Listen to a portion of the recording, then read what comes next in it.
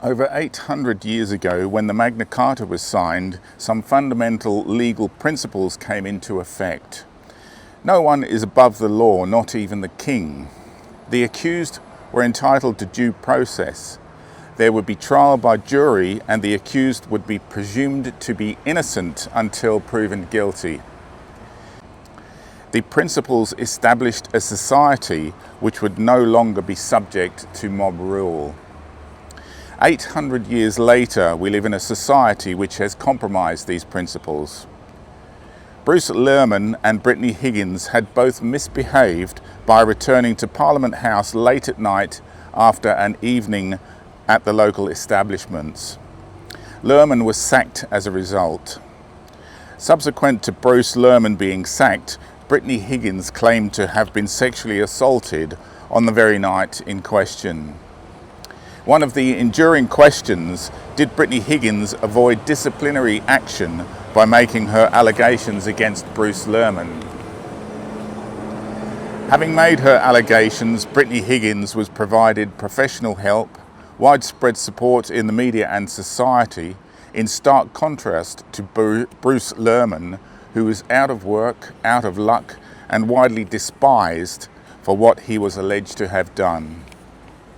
The criminal prosecution of Bruce Lerman was paid by the state. According to established procedure, in all probability, Bruce Lerman had to pay for his own defence.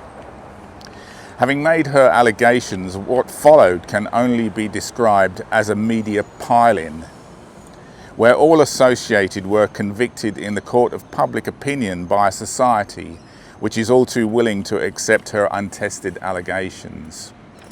A society where accusers and associates have personal, financial, economic, social and political rewards for making accusations, not to mention those who would accuse just because the disenfranchised want to tear the others down, or those who have constructed a culture of veto of our elected political representatives based on accusations alone, or accusations used to create a wall of public silence by persecuting the outspoken by those who have something to hide.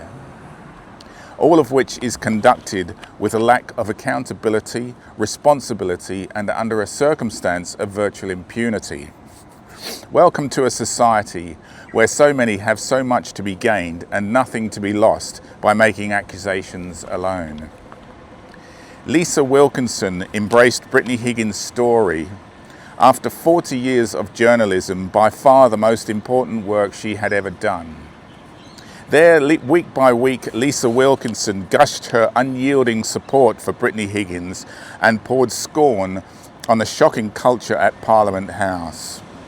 It was later discovered that Lisa Wilkinson had encouraged Brittany Higgins to claim there was a suppression of people's natural sense of justice at Parliament House. There was a false claim that Brittany Higgins had been forced to choose between her career and the pursuit of justice, and that Brittany Higgins had been betrayed by her government. The ultimate claim Lisa Wilkinson made of Brittany Higgins, that she was a survivor of sexual assault, a claim which was made before any court proceedings had begun. There were rallies and protests in support of Brittany Higgins. Lisa Wilkinson claimed 100,000 had attended. Brittany Higgins used the opportunity to mock the Prime Minister's apology, although subsequent to an independent inquiry, it was determined that he and his staff had done nothing wrong. Brittany Higgins described the presumption of innocence and due process as a throwaway line to hide behind. She called for change in the workplace culture, a change to the status quo, and described herself as an unwanted political problem. Brittany Higgins signed a deal to publish a book for a reported sum of $320,000. Lisa Wilkinson won a Logie Award for the exposure of Brittany Higgins' story and gave a gushing speech before an adoring crowd. All these events occurred prior to having Brittany Higgins' allegations tested in court. The criminal court case was delayed as a direct result of Lisa Wilkinson's speech. The criminal court case went ahead without a shred of physical corroborating evidence. The police lacked the initiative to investigate if the allegations were false. Bruce Lerman had been tried and convicted by an overwhelming majority in the court of public opinion. As Bruce Lerman prepared for his criminal court case, the task before him was to prove he had done nothing wrong. Senators Wong and Gallagher did not miss the opportunity to discredit the Morrison government and its ministers. The subsequent Albanese government did not miss the opportunity to discredit the prior Morrison government. There was a failure to conduct a fair investigations before Brittany Higgins was paid $2.4 million of taxpayer funds. In their failure, the Albanese government were seen to provide substantial reward for making accusations and had placed their own interests and party politics above the interests of justice.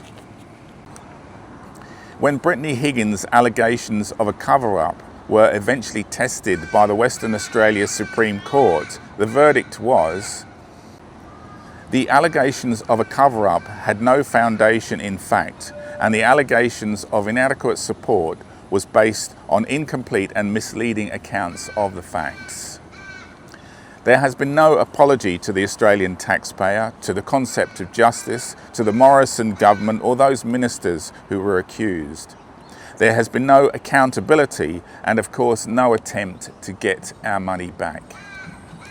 Unfortunately, this is not an isolated incident, but merely one example of systemic failure to uphold the fundamental principles of justice and prevent our society being based upon mob rule. Those most susceptible to being found guilty by the court of public opinion are those who can be torn down by being accused.